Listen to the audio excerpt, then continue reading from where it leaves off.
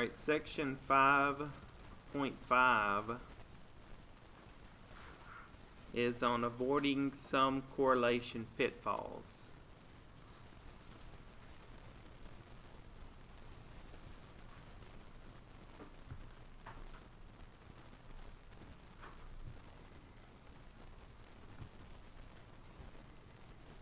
And we need to remember that even if there is a high correlation between two variables, that doesn't necessarily imply causation. So, high correlation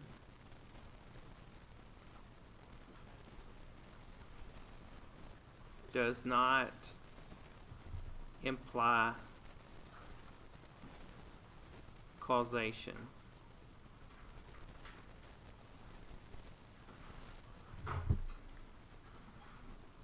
Alright, and your book gives an example of if we were to look at the sales of ice cream and we were to look at the number of snake bites in a week.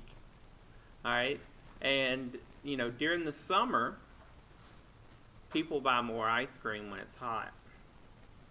Me, I buy ice cream anytime, but people generally would buy more ice cream when it's hot. Well, also during the summer, you have snakes are more active, right? They're not hibernating or anything like that. So, you know, in some areas, it would make sense for there to be more snake bites during the summer, and to be more ice cream sold during the summer. But those two variables are not related. They are related to a third variable, the heat, right? So, you know, just because you look at two variables, that doesn't mean that one causes the other.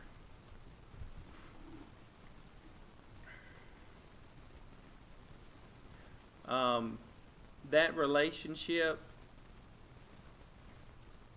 is called a common, the parent relationship is an illusion caused by a phenomenon called common response.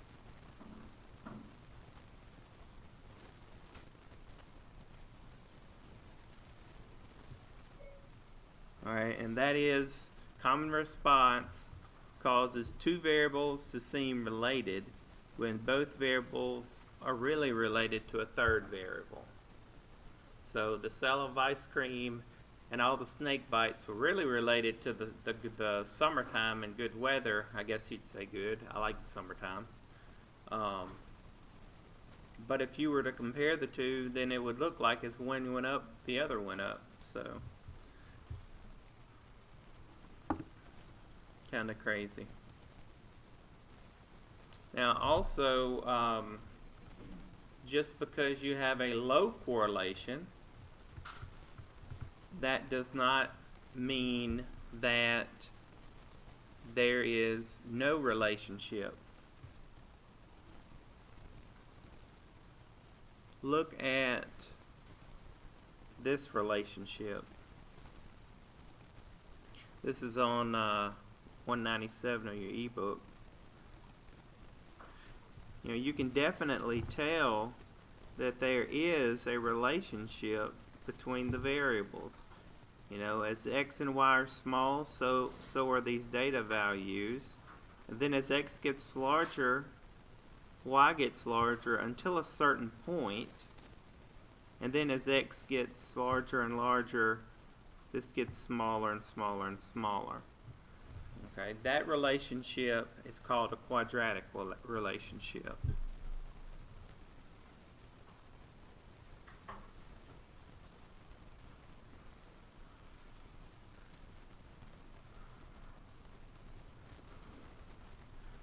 Alright, why do you think it would be called a quadratic relationship? Because what would the graph kind of look like? A U-shaped graph opening downward like that. That's a quadratic, right? Y equals ax squared plus bx plus c. where a cannot be equal to 0. So another problem that can occur that causes low correlations is called confounding.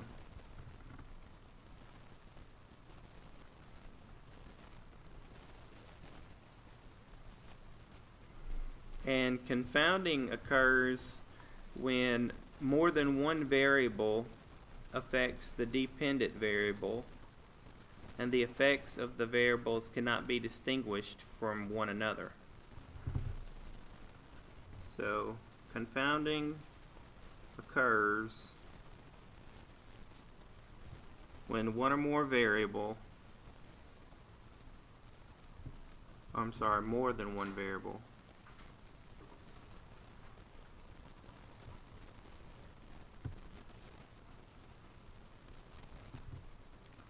affects the dependent variable.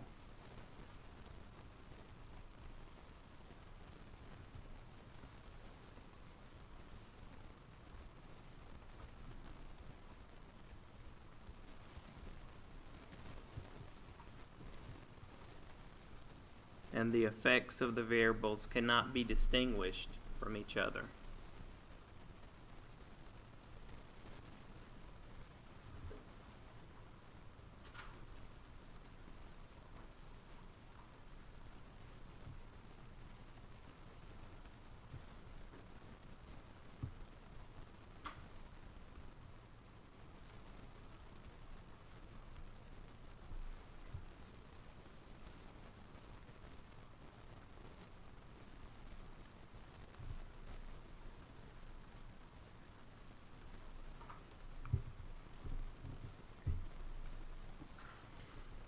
Alright, thinking in terms of x and y, usually in math, x is generally the independent variable and y depends on x, right? Y is the dependent variable. That's why we said a lot of equations y equals. So y depends on what x is equal to. But what if, so y equals, some x, or maybe x squared, or 3x squared, or something. But what if there's something else that is acting out here,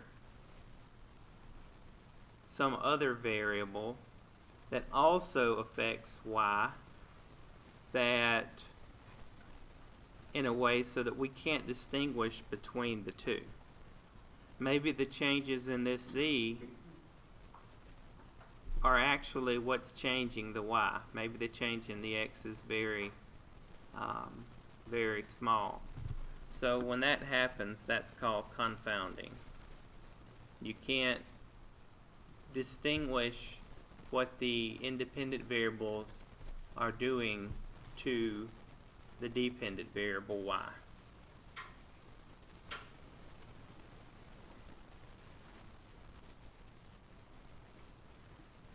Alright, something else that could cause a little confusion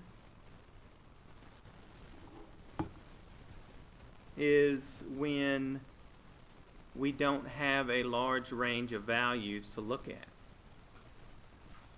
If you have a very small range of values, the data set's really small, it may be hard to tell that there is some type of correlation that is going on. For example, maybe I took a poll and I used data and I was trying to plot study time versus test time or test grades, and I only selected maybe 10 students. Well, the data that I get there may not be very representative of the population. I may not be able to look at the set of data and really tell much. But if I took 200 students and I plotted them, then I would probably get a better picture of the relationship. So small this right here, your book says small ranges of X. So let's, maybe A stands for 2 hours studied for a test, and B stands for 3 hours. What about the people that studied less than 2 hours, or the people that studied more than 3 hours? So a small range can give I guess not a fair picture of the actual correlation that's going on, like where if I had more data points, people that studied less than an hour or 2 hours, more than 2 or 3 hours, then I could see that there's a positive relationship here. Alright, so not only is it that there's a limited number of X values, it's that the X values that were chosen all fell within a very close range, so I couldn't get a very good picture of what's going on. Okay, that's just another problem that we can run into.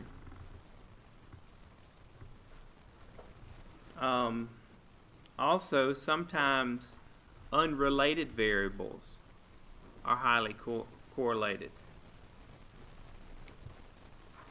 Your book gives an example of the sales of cars and the number of penguins in Antarctica.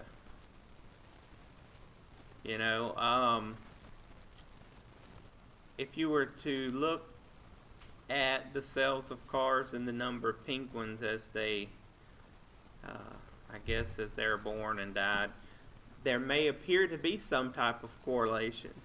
But we all know that the number of penguins in Antarctica is not going to affect the sale of cars. So when you have two variables that they may correlate, but they're very unrelated, that's called a spurious correlation.